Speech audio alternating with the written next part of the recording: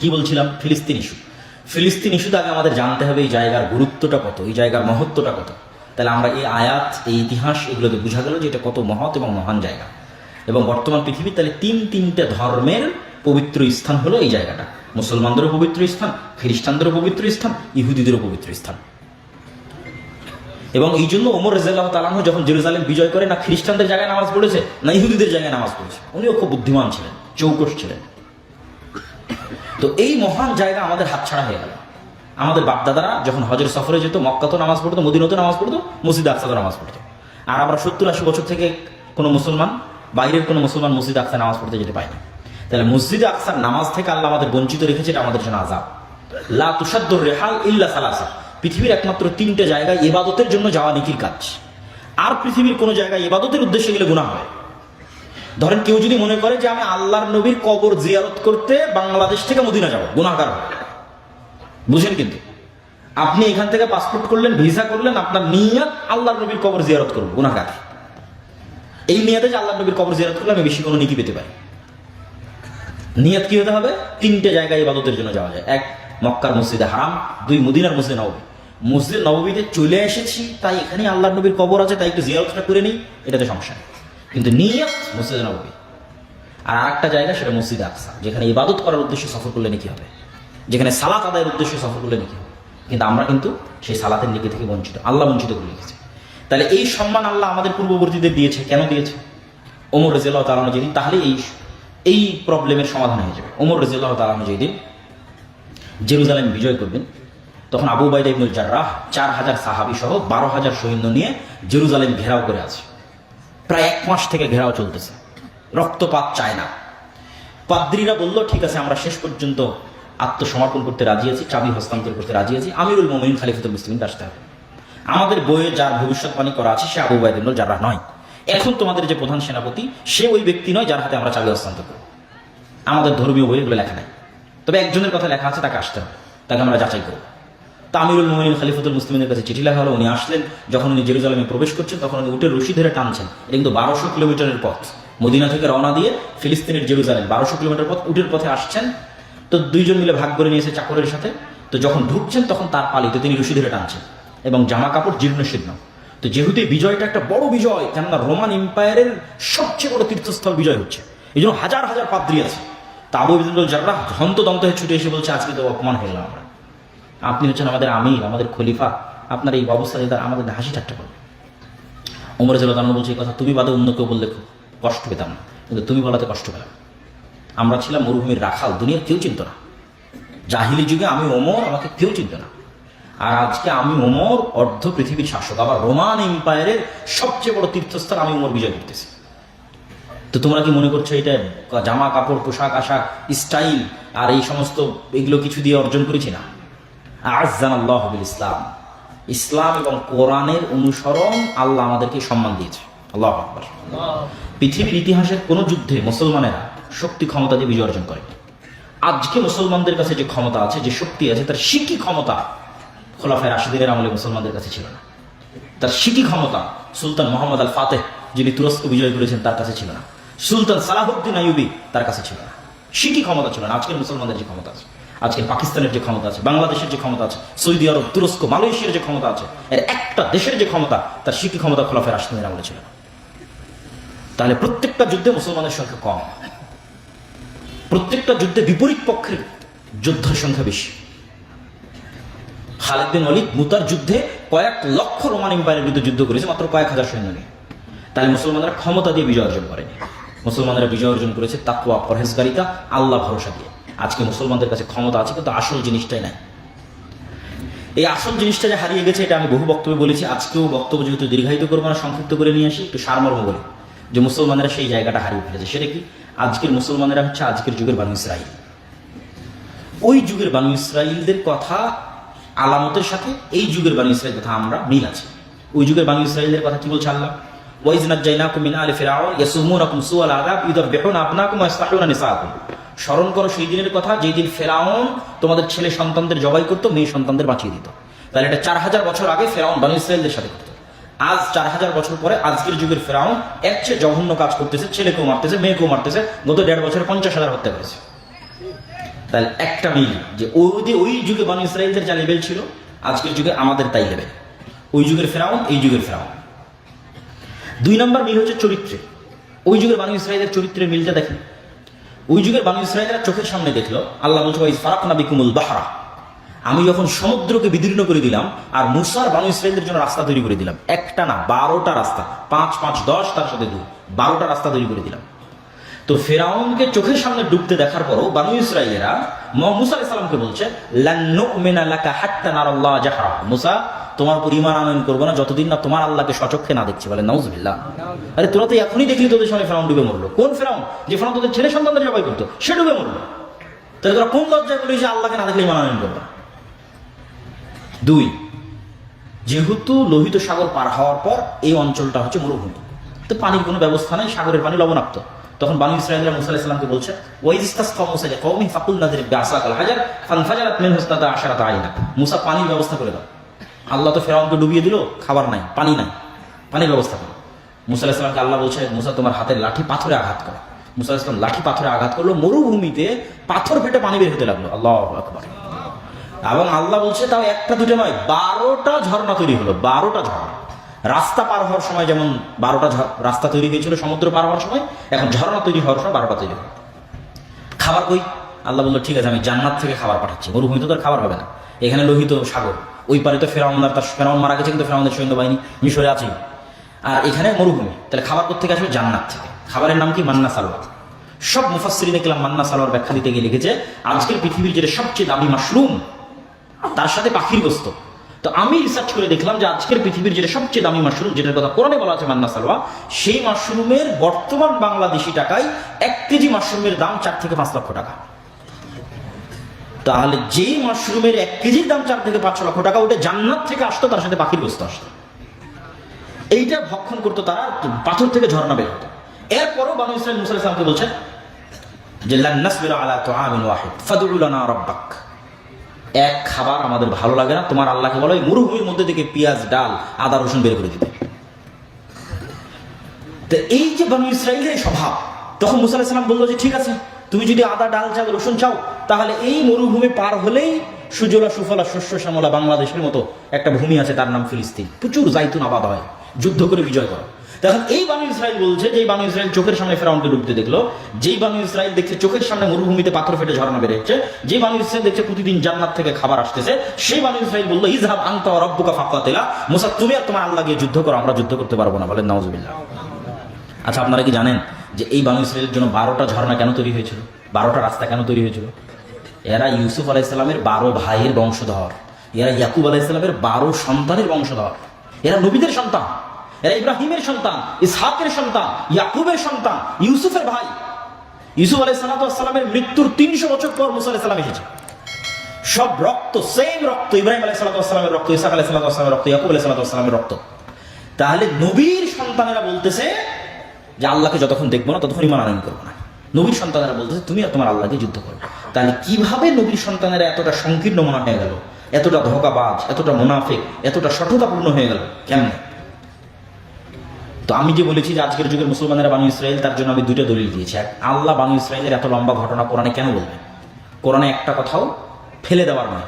তাহলে এই যে এতগুলো আয়াত পড়লাম, সব কোরআনের আয়াত, পড়লাম আর অনুবাদ করলাম, পড়লাম আর অনুবাদ করলাম। তাহলে বানু ইসরাঈলের এত ঘটনা, সূরা বাকারার অর্ধেক বানু ইসরাঈলের ঘটনা। তার মানে মুসলমানেরা একদিন বানু ইসরাঈল হয়ে যাবে, তাই এই ঘটনা পড়ে যেন শিখি। এটা রাসূল সাল্লাল্লাহু আলাইহি ওয়াসাল্লাম বলে গেছে। আর মুসলমানেরা যে বানু ইসরাঈল হয়ে গেছে, এটা আমি ইউরোপে গিয়ে দেখেছি, আমেরিকায় গিয়ে দেখেছি, ইউরোপ, ইংল্যান্ডে গিয়ে দেখেছি, ফ্রান্স, ইতালিতে গিয়ে দেখেছি। মুসলমানদের জন্ম নিবন্ধন থেকে, পাসপোর্ট থেকে, ওই শহরে প্রবেশ থেকে, ওদের কাছে কি বলার নাম বেনিফিট নেওয়া থেকে, ওদের কাছে বাড়ি নেওয়া থেকে, প্রত্যেকটা ধাপ মিথ্যার উপর। মুসলমান কিন্তু সবকিছু মিথ্যার উপর, মুসলমান সবকিছু অন্যায়ের উপর, ও হাজি, নামাজি, সবকিছু, কিন্তু সবকিছু ধোঁকা এবং দুর্নীতির উপর। তাহলে এই মুসলমানই তো ওমরের বংশধর, এই মুসলমানই তো খালিদ বিন ওয়ালিদের বংশধর, সালাহুদ্দিন আইয়ুবের বংশধর, মুহাম্মদ সাল্লাল্লাহু আলাইহি ওয়াসাল্লামের বংশধর। তাহলে ওরাও তো নবীর বংশধর, তো এরকম মুনাফিক হয়ে গেল কি করে? ওরা যে বানু ইসরাঈল হয়ে গেছে, আরো বানু ইসরাঈল হয়ে গেছে। এই গত নির্বাচনে রূপগঞ্জে অসংখ্য মানুষ আমি সচক্ষে দেখেছি, উভয় প্রার্থীর কাছ থেকে টাকা নিয়ে বলেছে যে তোমাকে ভোট দেব, মানে 2 জনের থেকে টাকা নিয়ে বলেছে 2 জনকে ভোট দেব। তাহলে মৃত্যু, অথচ সবাই নামাজি, হাজি। এই গত 16 বছরে এরকম জালসার বৈঠকের প্রধান অতিথি, বিশেষ অতিথি হয়েছে অথবা মসজিদ মাদ্রাসা কমিটির দায়িত্বের মধ্যে আছে এরকম যদি ভাগ করি, তাহলে ডিসি, এসি, ওসপি, এসি লাইন, মন্ত্রী, মিনিস্টার, এমপি এর 80% বেশি আছে জালসা কমিটিতে, 80% বেশি আছে মসজিদ মাদ্রাসা সভাপতিতে। আর যদি ওমরার লিস্ট করি তো 60% বিষয় হবে যেগুলো ওমরা করে এসেছে।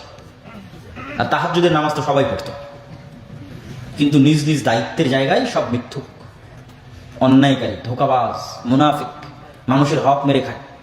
হ্যাঁ, বানু ইসরাইল না, বানু ইসরাইল বাহ্যিকভাবে দেখায় যে আমরা আল্লাহকে অনেক ভয় করি, মুখে দাঁড়িয়ে আছে, মাথায় টুপি আছে, কিন্তু সৎ নয়, মিথ্যু।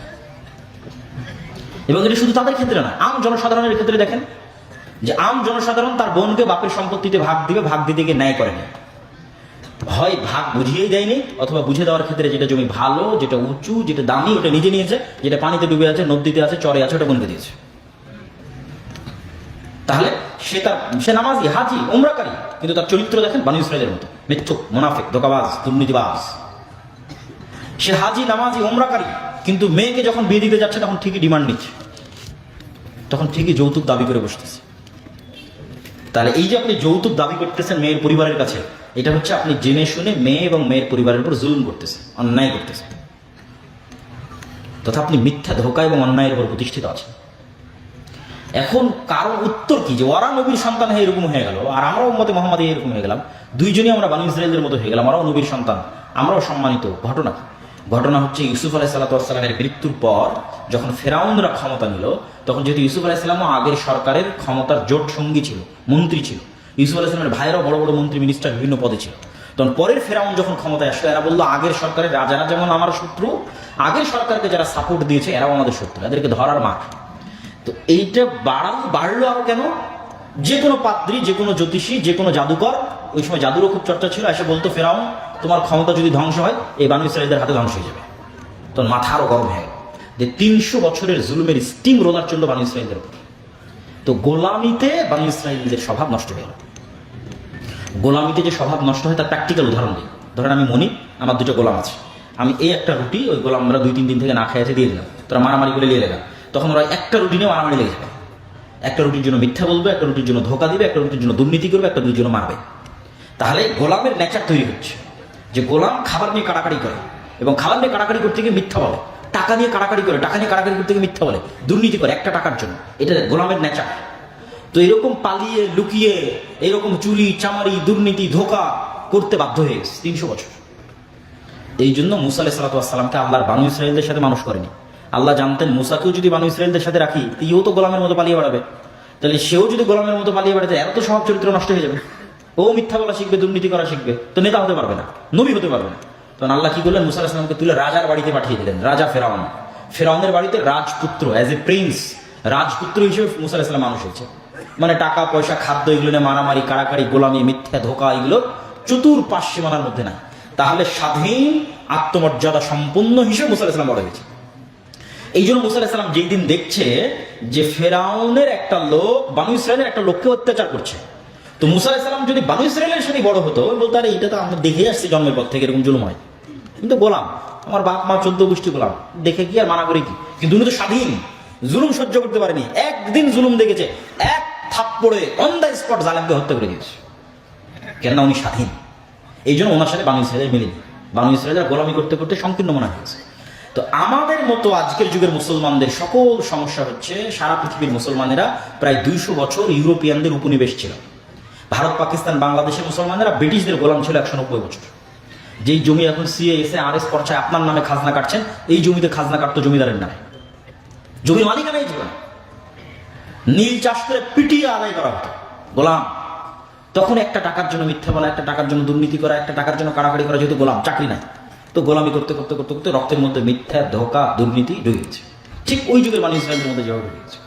এটার আরেকটা চাক্ষুষ প্রমাণ নেবেন যে ব্রিটিশরা যেহেতু আমাদের উপর একটু কম জুলুম করেছে, ইতালি, ফ্রান্স, স্পেন এরা আফ্রিকার মুসলমানদের উপর আমাদের চাইতে 3 গুণ জুলুম করেছে। এই জন্য আফ্রিকার মুসলমানদের নেচা আমাদের চাইতে আরো বেশি নিম্ন স্তরে চলে গেছে। ইতালির রাজধানীতে, ফ্রান্সে, স্পেনের রাজধানীতে দেখবেন যত চোর চামার মদখোর নেশাখোর জুয়াখোর আড্ডা করা আছে তার বেশিরভাগই দেখবেন মুসলমান, এবং আফ্রিকান মুসলমান, নট ইন্ডিয়ান অ্যান্ড পাকিস্তানি আর বাংলাদেশি মুসলমান না।